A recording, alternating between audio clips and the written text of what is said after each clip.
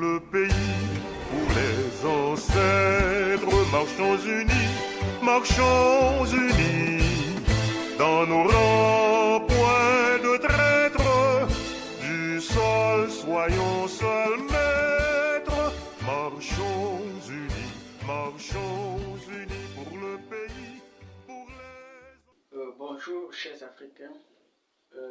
Je suis Yemele Fomitio, je suis le président du parti politique Limara et également l'un des chefs de la Ligue associative africaine. La Ligue associative africaine est une organisation qui s'apprête à mener la grande révolution continentale, la grande révolution panafricaine. La Limara, quant à elle, n'est qu'une branche de la Ligue associative africaine.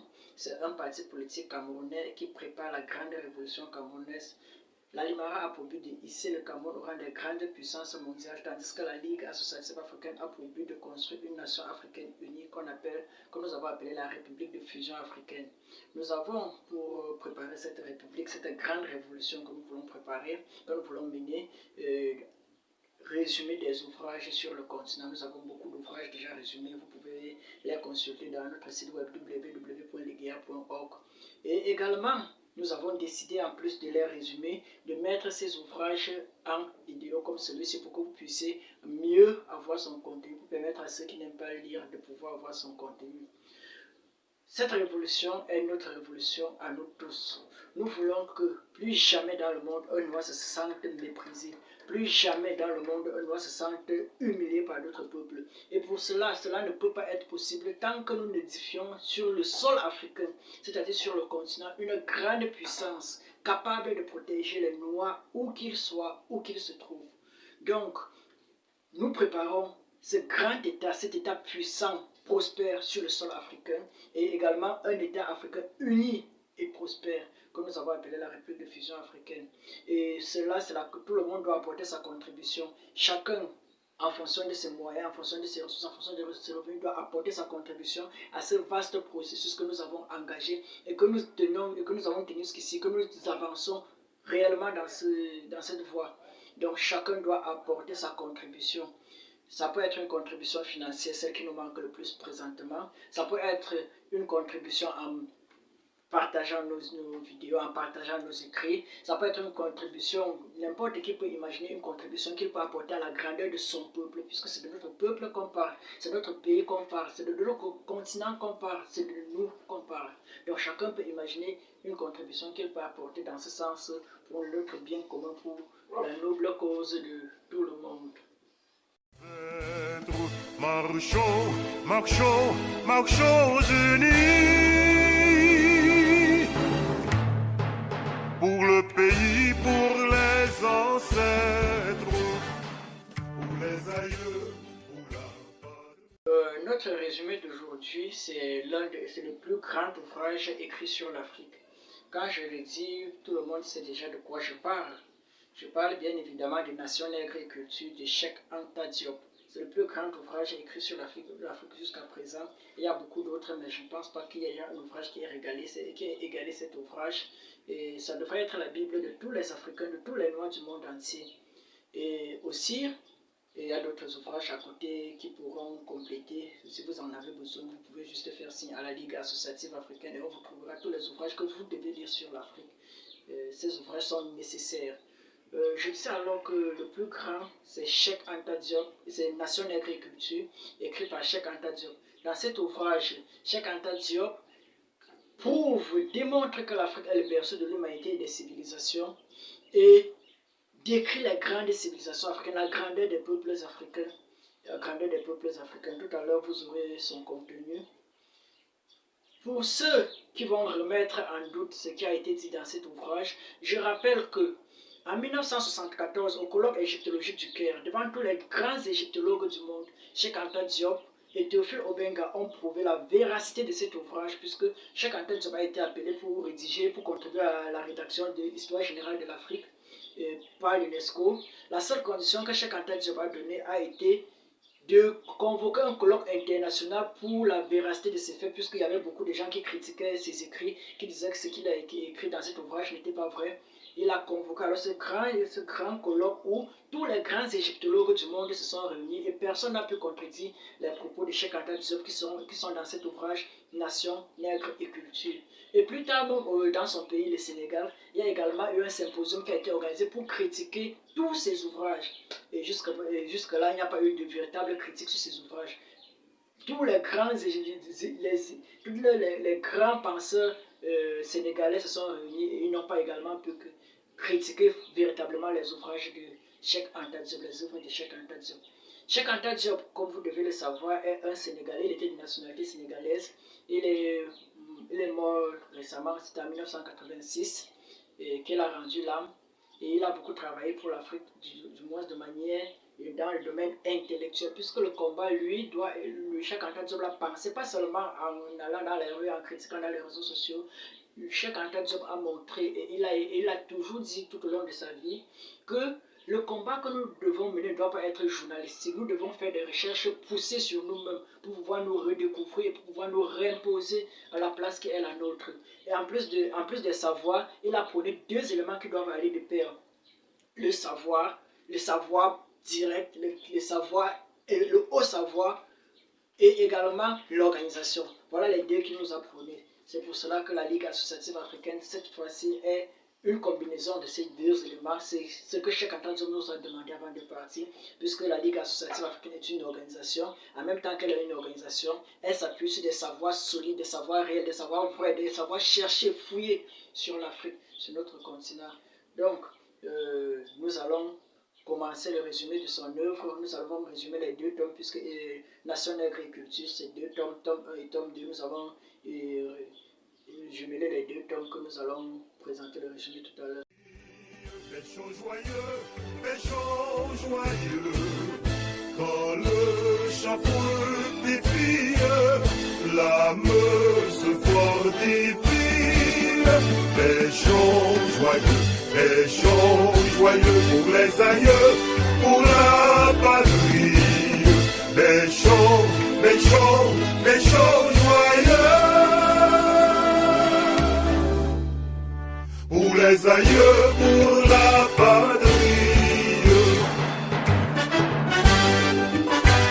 Nous commençons par la première partie de notre ouvrage, de notre résumé. Et la première partie, nous passons directement au chapitre 1, qui étaient les premiers Égyptiens. Et tous les anciens qui ont laissé des ouvrages, qui ont laissé des écrits sur les Égyptiens ont été unanimes sur un fait, c'est que les anciens Égyptiens étaient des Noirs. Hérodote, en passant, Hérodote est considéré en Europe comme le père de l'histoire.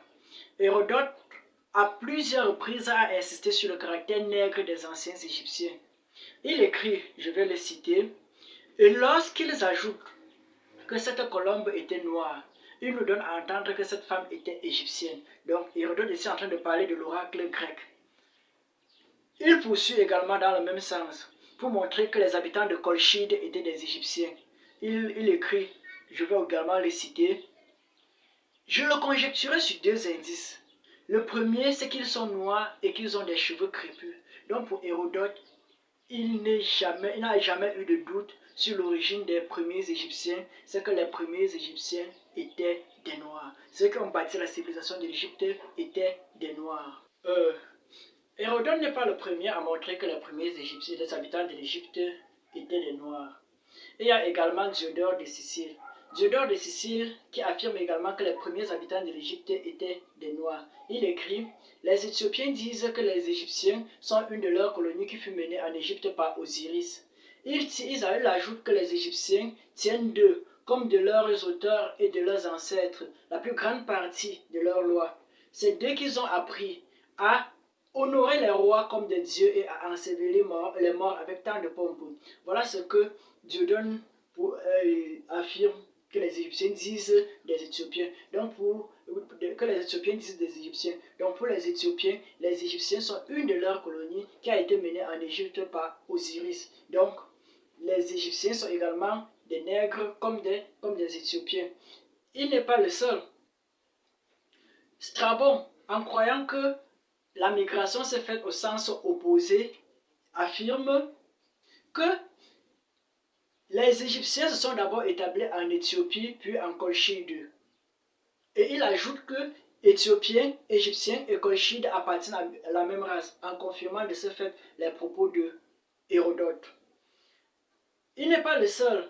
Presque le témoignage des anciens qui ont vécu avec les Égyptiens, à la période des Égyptiens, des anciens Égyptiens, est presque unanime. C'est que la race des Égyptiens était des nègres. Maspero tente de résumer la pensée de tous les grands penseurs au témoignage presque unanime des historiens anciens. Ils appartenaient à une même race, à une race africaine qui, d'abord établie en Éthiopie, sur le Nil moyen, serait descendue graduellement vers la mer et en suivant le coin du fleuve. D'autre part, la Bible affirme que Mizraïm, fils de Tcham, frère de Couche l'Éthiopien et de Canaan, vint de Mésopotamie pour se fixer sur les bords du Nil avec ses enfants. Et pour les peuples du Proche-Orient, Mizraïm désigne encore l'Égypte actuellement. Hérodote visitait l'Égypte quand sa civilisation était vieille de plus de 10 000 ans. Donc, au moment où Hérodote visite l'Égypte, si les premiers habitants d'Égypte étaient noirs, Hérodote n'était pas noir. Hérodote n'allait pas la trouver noire. Puisque Hérodote l'a trouvée noire après plusieurs métissages, les Égyptiens sont métissés avec plusieurs races. Mais malgré cela, quand Hérodote arrive en Égypte, quand la civilisation égyptienne a plus de 10 000 ans d'existence, Hérodote trouve encore les peuples d'Égypte noirs. Et ils se sont métissés avec plusieurs autres races. Ils se sont métissés avec les Perses ou bien des Babyloniennes. Ils se sont métissés avec des Grecs. Ils se sont métissés avec des Cariens. Donc ils se sont métissés avec plusieurs peuples. Si Hérodote les a encore retrouvés noirs, c'est qu'ils ne pouvaient qu'être à l'origine noirs.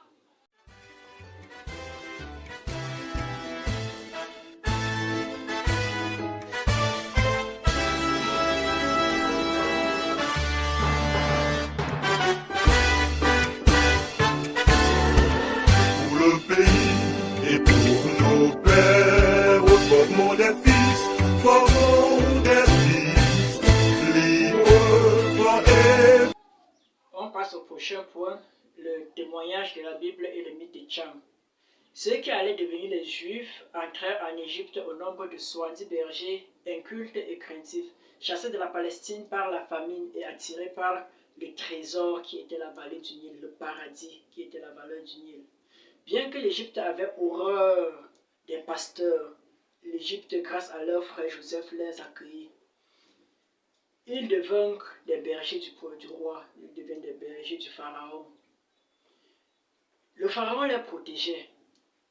Mais, devant leur multiplication, et devant le fait que l'Égypte était constamment attaquée par des peuples blancs, on les appelait les Égyptiens, on les appelait les barbares, étaient attaqués par des sauvages blancs, la crainte commençait à naître au milieu des Égyptiens. Les Égyptiens avaient peur qu'en période de guerre, la minorité juive qui était en Égypte ne fasse alliance avec d'autres peuples blancs qui sont à l'extérieur pour faire tomber leur civilisation. Donc les Égyptiens auraient, je précise bien auraient, puisque c'est ce que chaque interprète utilise, auraient pris des mesures pour pouvoir limiter le nombre de juifs en Égypte. On dit qu'ils auraient tué des enfants mâles, de peur qu'ils ne se multiplient. Bon, du moins c'est ce que la Bible lui dit.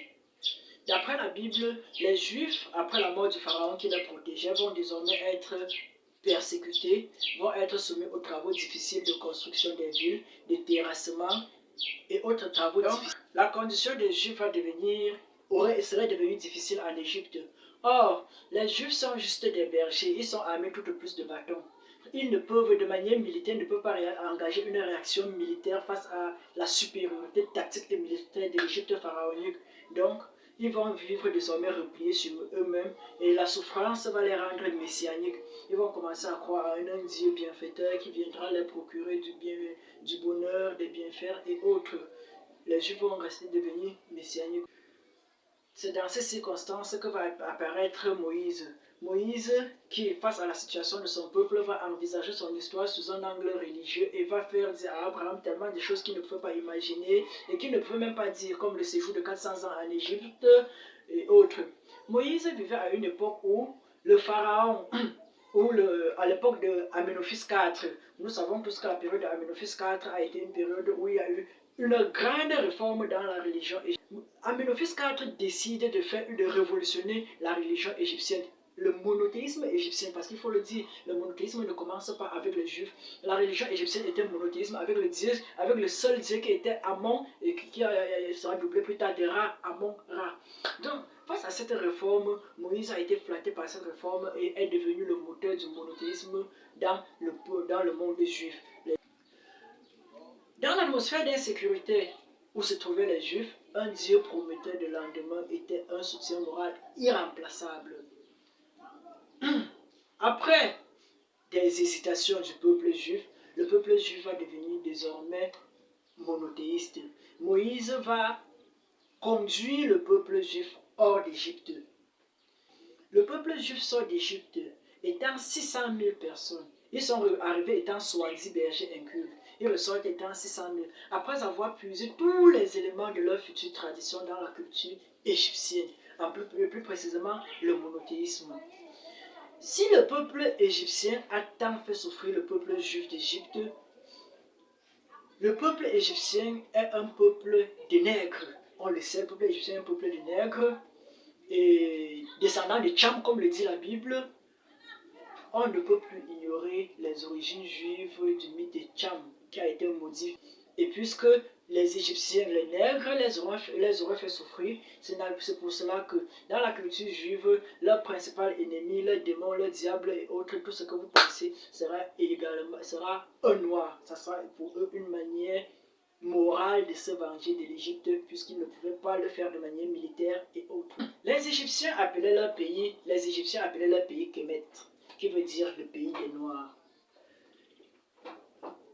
Le nom Tcham, que Moïse a attribué à la Bible, signifiait habitant d'Égypte symbolisé par sa couleur noire. Kam en hébreu veut dire noir, brûlé, chaleur. Nous voyons clairement l'origine de la malédiction de Tcham, qui ne puise ses sources que dans la tradition juive, dans la littérature juive, qui est une sorte de réaction, de vengeance face à ce que le peuple égyptien noir leur aurait fait subir en Égypte. Toujours nous serons frères, formons des fils pour le pays et pour nos terres. Formons des fils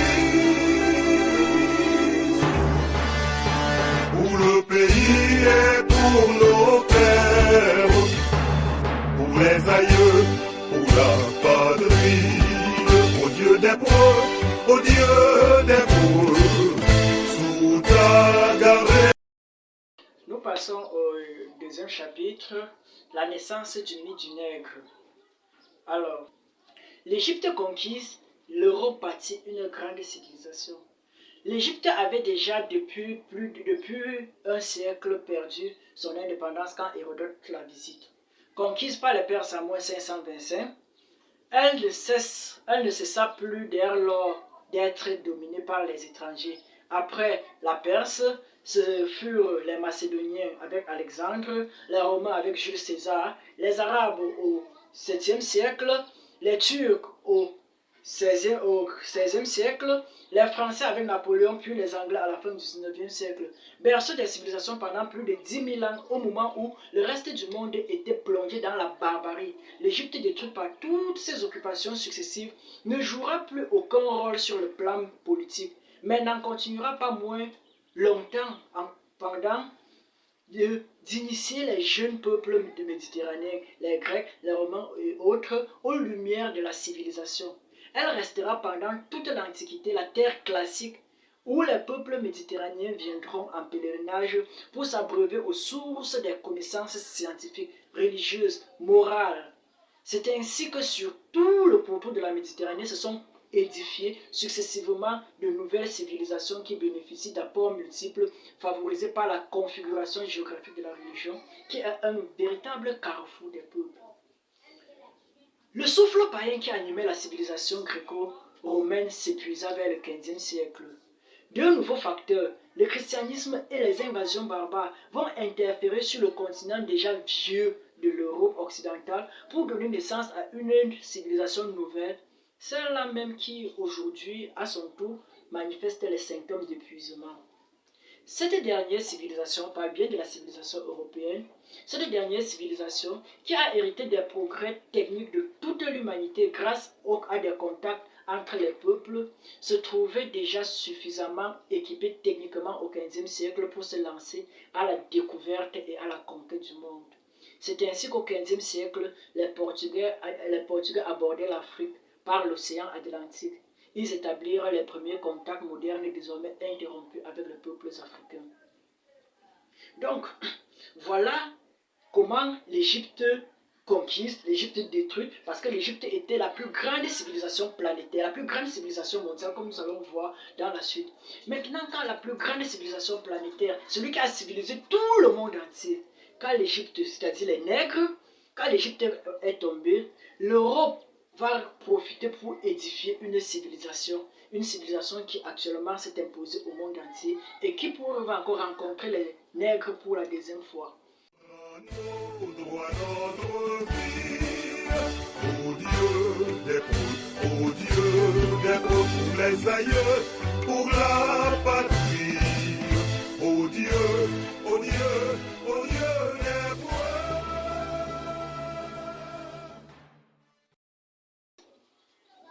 On passe à un autre point. Les puissantes civilisations d'Afrique noire ne se lancent pas au progrès scientifique et technique, elles rencontrent l'Europe disposant d'armes à feu. Alors, la répartition des nègres sur le continent africain avait connu deux phases principales. On admet communément qu'au début de moins 1700, le dessèchement du Sahara était achevé. Les derniers nègres qui vivaient encore au Sahara l'avaient quitté, soit pour émigrer vers le Haut-Nil, soit pour émigrer vers le sud, attirés par de forêts trop denses. C'est de l'adaptation progressive aux nouvelles conditions de vie que la nature a assigné à ces différentes populations nègres que naîtra le plus ancien phénomène de civilisation que la Terre ait connu. Pendant cette longue période, les nègres ont pu essaimer progressivement vers l'intérieur du continent.